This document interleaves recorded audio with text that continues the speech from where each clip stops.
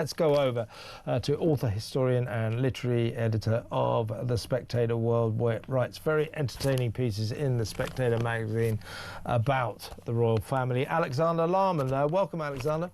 Morning, Kevin. How's it going your way? OK, not going too well Mr. Mountbatten Windsor's way, is it? Oh, I mean, imagine waking up and being him today. I mean, just imagine it. It's unthinkable, actually. Yeah, exactly right. Now, this is pretty unprecedented. I mean, the last sort of great fall from grace, you can talk about Prince Harry if you want, but the last great fall from royal grace was, of course, King Edward VIII, who relinquished the crown for his love of Wallis Simpson. That was, you know, a reduction in status on an epic scale, but not on the scale of this. This has never happened before.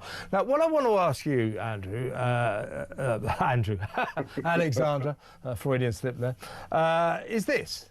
Why was it, you're a bit of an expert in this field, why was it that 2 weeks or so ago when the King, or Andrew, announced, you know, I'm so full of honour and sense of duty, I'm going to not use my titles anymore, Duke of York, Earl of Inverness and Baron Kililea. I won't use those anymore. We said, well, why isn't it? And then we find out, well, he's still got those titles, but he just won't use them. We go, well, why? Well, can't we literally strip him of those titles? Oh, well, that would take an act of Parliament. King doesn't want to bother Parliament. We sort of go, well, I'm not sure if that's satisfactory, but OK. 2 weeks later, suddenly we learned the King can strip him of these titles. And the other thing we were told, well, we can never remove from him the right to call himself a prince, because that is his birthright. Suddenly, we learn we can strip him of the right to call himself prince. I mean, I think the King's finally done the right thing. Wrong thing. He's finally done the right thing, but he seems to be making up the rules as he goes along. Yes, Kevin. I mean, what I'd say is that it's a very bizarre situation because constitutionally we are in completely unknown territory at the moment, and we simply do not know precisely. Because, as you say, we were being told that it was required act of Parliament. The Lib Dems were saying that they were going to move a motion to have him stripped of his titles, but you were talking about potentially a year this was going to take. And so the fact that the King can just say last night, right, he's been stripped of all of his titles, he can't use them, he's not a prince anymore, blah, blah, blah. On the one hand, yep, good, decisive action. But on the other hand, you think, but constitutionally, can you do that? Because obviously, what you have to remember is that the King is a constitutional monarch, which means that he governs with the assent of Parliament.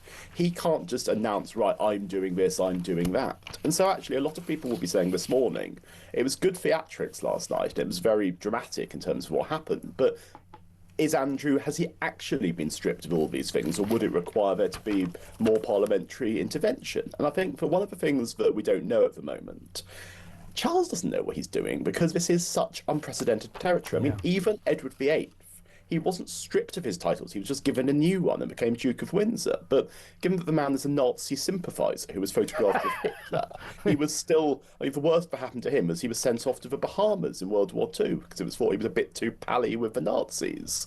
So we look at Andrew and we see the level of disgrace. I mean, there is nothing to compare to this in recent times, nothing of the 20th century, probably nothing of the 19th century. So we are talking something that nobody living is going to have any experience of anything like this whatsoever. And what I also think is that it's a gift for the Republican movement, because what we lack in this country is any kind of organised, well put together Republican movement. We've got a few, you know, stragglers here and there, led by Graham Smith and his Republic movement. But the royal family continue to be popular in this country. They continue to be a symbol, a figurehead. But this has caused such damage to their reputation that I think that what the King is now hoping is that this has lanced the boil and that the rot can finally stop. Of course, what we're going to see over the next few days is there more to come? And I think that the Epstein files are like a very nasty present that keeps on giving. And there's every chance there will be more that emerges. And of course, what I've been asking is, does the King know something that we don't? Because a lot of his actions seem to be taken quite unilaterally, and you keep thinking, is something else about to come out that's going to be even more embarrassing and even more damaging? I think you're right there, Alexander. I think that's what's going on. I think the King does know. I think the royal family do know that there's more to come. Apparently, the ghostwriter of Virginia Giuffre, God rest her soul's posthumous book, Nobody's Girl, said that that they have all sorts of information that will get Andrew into serious trouble. And at the root of this, I mean, obviously, is Andrew and Fergie's continued relationship with a convicted paedophile. They didn't care that Jeffrey Epstein was a convicted paedophile. The only thing they cared about him was that he had a lot of money, billions of dollars, and therein lies their problem.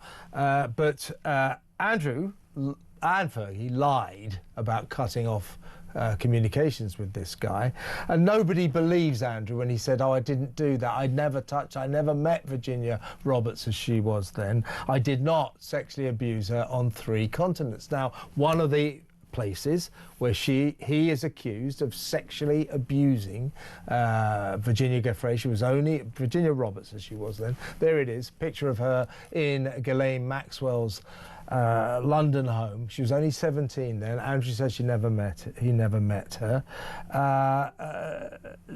Basically, nobody believes that. No. Nobody believes that. And quite clearly, with this statement yesterday that the King released, or Buckingham Palace released, they made it very clear that the royal family, like the rest of us, do not believe a word he says. They say these censures are deemed necessary, notwithstanding the fact that he continues to deny the allegations against him. Their Majesties wish to make it clear that their thoughts and utmost sympathies have been and will remain with the victims and survivors of any and all forms of abuse. What they really mean there is the victims of sexual abuse. So the royal family, like the rest of us, do not believe this guy. So put the case that he did sexually abuse, no, basically raped this girl while he was in London. That is an offence in this country. The police, I think, must investigate.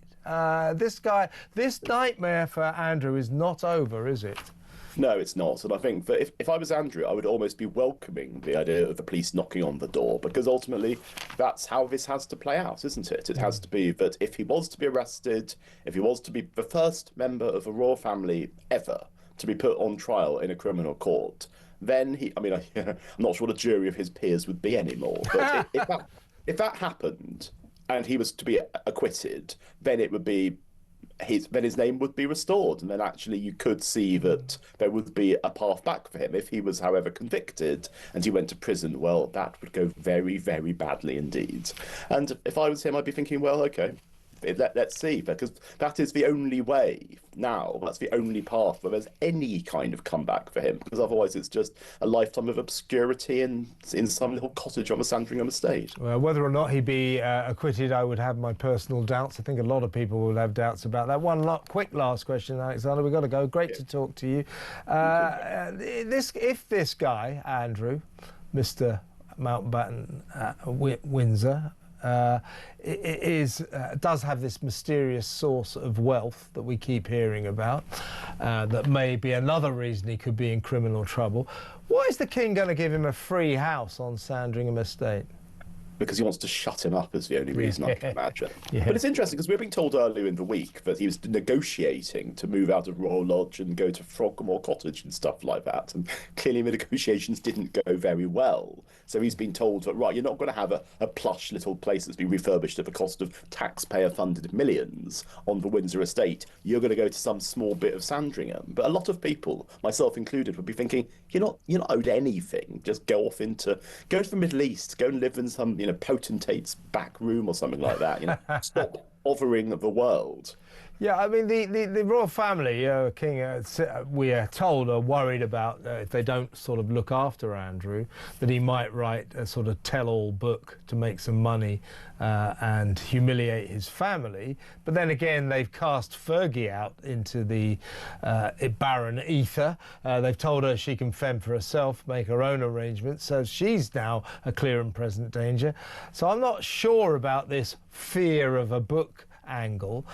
Do you think, last question, Alexander, do you think that the King, when he plonks Andrew, his brother, into Sandringham, do you think he'll put travel restrictions on him and say, look, we don't want to see your face again. I don't want you going to the local pub. Actually, he doesn't drink, to be fair, but you know what I'm saying.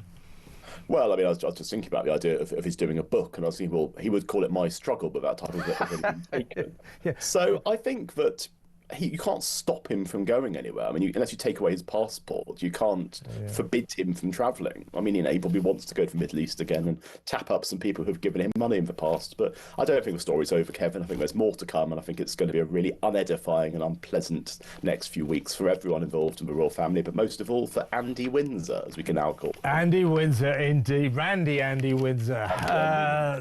Listen, I love your pieces in the Specky about the royals, Alexander. Really good to talk to you. Thank you very much.